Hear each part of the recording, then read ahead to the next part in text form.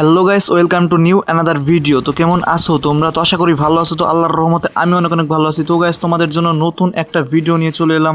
Bully me.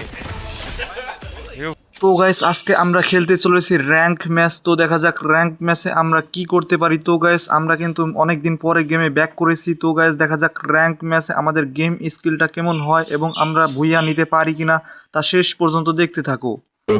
তো guys, ম্যাচে আমরা নেমে গেছি পচিনকে। আর পচিনকে কিন্তু অনেক বেশি এনিমি থাকে, সাওয়া থাকে। তো তোমরা তো জানোই যে পচিনকে কিন্তু অনেক বেশি এনিমি থাকে। তো এই জন্যই কিন্তু আমরা এই পচিনকে নেমেছি। বাল পিকে নামলে তো মরতামই। তো গাইস, পিকে কিন্তু নামই নেই। আর পিকে নামলে ক্লিয়ার আমার সাথে কেউ পারতো না, এটা 100% শিওর। আমি এটা জানি। আমি জানতাম পিকের থেকে গোয়া মারা খেয়ে এক লেওরা চোদা এখানে নামবে, আর আমি এখানে কিন্তু এনিমিটাকে সহজেই মেরে দিতে পারবো, সেজন্য আমার এখানে আসা। তো এখানে কিন্তু আমি কিন্তু এনিমিটাকে মেরেই দিয়েছি। তো এখানে কিন্তু এনিমিটা বটের পরিচয় দিল, কারণ আমি একটা বট, আমাকে মারতে পারে নাই।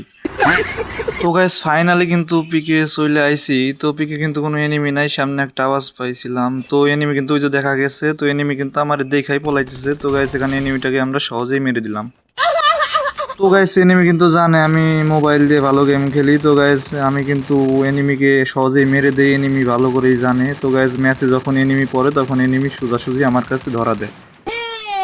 আমি যে কি লেভেলের প্রো তা তোমাদের একটা প্রমাণ দিচ্ছি। দেখো গাইস, এখানে কিন্তু আমি হেডশট মেরে এনিমিটাকে মেরে দিছি।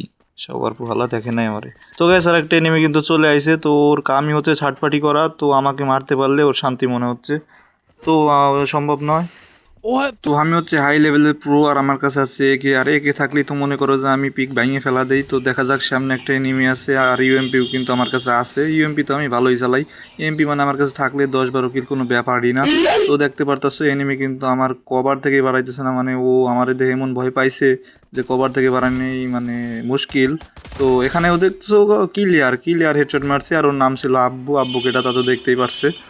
মানে আমি না গাইছি একটা জিনিস ভাবি যে এনিমি কিভাবে আমারে দেখলে খালি পলাই কে। তো দেখতেছো এখানে কিন্তু আরেকটা এনিমি শেষ বলতে বলতে আমার 60টা কিল হয়ে গেছে, জীবন যা করি নাই। তো 60টা কিল কিন্তু আমার কাছে কোনো ব্যাপারই না। 60টা কিল কিন্তু আমি ম্যাচে নামলেই হয়ে যায়।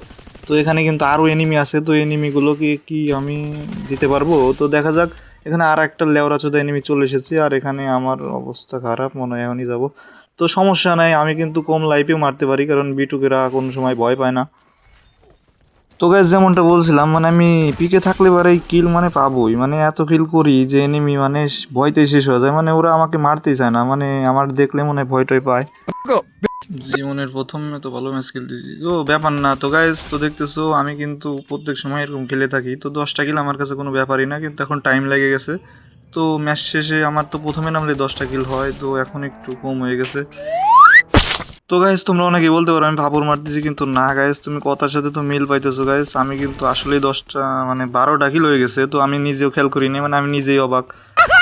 মানে গাইস, এত ভালো লেভেলের গেম প্লে ভাই, আমার স্লো খেলা সম্ভব না গাইস। এখন থেকে স্লো ভার্সেস স্কোয়াড মনে হচ্ছে খেলা লাগবি। তো স্লোতে তো মনে করো যে সবই নেমি মানে আমার দিয়ে ডরাইতেছে। মানে স্কোয়াড খেললে মনে হয় একটু ভালো হইব। তো এনে কিন্তু আরেকটা লেওরা চোদাই নেমে আছে। ও কিন্তু আমার মারতে থাকছে, কিন্তু আমার মারতে পারবে না আমি জানি। তো এখানে কিন্তু বুদ্ধা শেষ হয়ে আসছিলাম। তো গাইস, ভুইয়া ফাইনালি আমি ভুইয়া পেয়ে গেছি।